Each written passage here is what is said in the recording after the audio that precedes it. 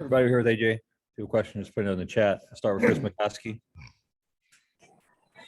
AJ, you as a manager who preaches and teaches aggressive pressure style of baseball, Tim Anderson did you feel like he kind of put on a clinic in that regard today on the bases, especially?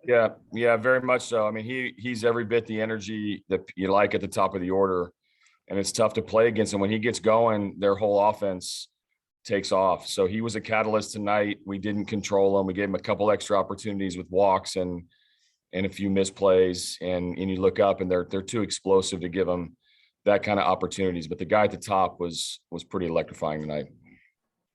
I could be wrong about this, but it seemed like your meeting at home plate before the game was longer. Was there just like some calm, like, let's be smart kind of thing, or what was that? Well, it was the original reason it was long is because they have these new ground rules with the netting down the line. They're setting up photo booths or whatever for the media that's going to be here for the playoffs.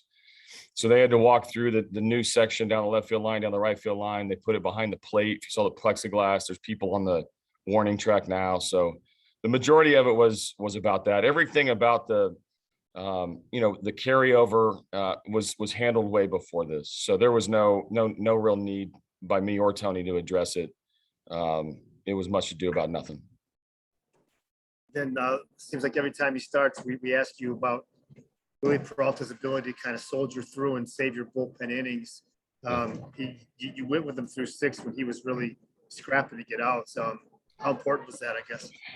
Yeah, I mean, we're trying to get to the finish line with our pitching, and obviously we've asked a lot out of everybody this month. Willie was living on the edge a little bit. Like I said, some of the walks early came back to bite him.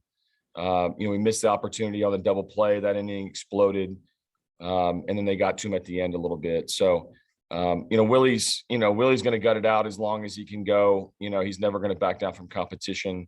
That was apparent tonight too. Evan Petzold. Yeah, AJ, just from like a general standpoint with Willie, I mean, how do you assess when he has a start like this, when it's, living on the edge, but then also too takes you, deep and helps you with the bullpen? How do you evaluate that? I don't really evaluate it. I just have to read both parts. I mean, we were down 4 guys in the pen, so he was going to go 5 or 6 innings regardless. And he was controlling contact. They didn't really hit him entirely hard. I mean, there were a couple balls that are hit hard because you're playing the White Sox, but it was really the walks early. He bounced back with that a little bit. Looked like the slider backed up that Abreu hit out of the ballpark. So it's always a balancing act. Obviously, I never want to leave a guy out there hanging, but Willie can get outs against anybody. And then can you just walk us through what you saw in the 4th inning there with the scope error and Grossman's throw and just the way that inning kind of got away from you guys a little bit? Yeah, we were out of position. The ground ball base hit up the middle. It messes up everybody. The runner had to break back a little bit. Then he may or may not score. There was a lack of communication between the corner infield. So we had nobody in the middle of the diamond, which is where Grossman's going to throw the ball.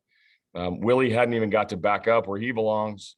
So he ended up cutting the throw and was just a little bit short on TA at second base. So bad play and certainly one that created more energy in their inning.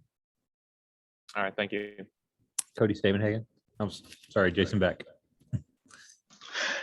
So AJ, just was there a little bit of deflation there in the 3rd inning after Nico gets a hit, and then there was the batter's interference for the double play that kind of squelched, I guess, not a rally, but a chance of a little bit of momentum there. Yeah, I mean, that was another bad play. I mean, Daz took the pitch and stepped across the plate, and we had the base stolen easily. We were pretty aggressive on the bases tonight, and that took one away. And when you're playing these guys, you got to chip away. If they take the lead, or you got to tack on. We had Grossman on 3rd and nobody out. We were unable to score him with the ground ball to 3rd and then the punch out.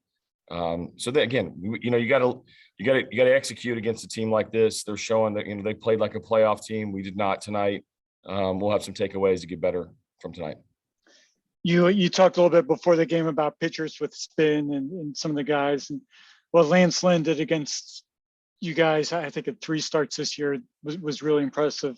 Just what did you see from him tonight, and Yeah. how much of it was a continuation of the season? What you saw Yeah. from him? Well, he's a Cy Young contender. I mean, he's one of their better guys. I'm sure he's going to go game one. Tonight, he was a little bit erratic with his fastball. He normally throws a lot more strikes with it. He did mix in a few cutters, a few sliders. He is a guy who attacks usually. He's not somebody that waits around very long. You look up and he's pretty efficient with his pitches because he's not afraid to throw strikes. We saw that in virtually every start that we faced him tonight. And, they're going to lean on that obviously next week. Thanks, AJ.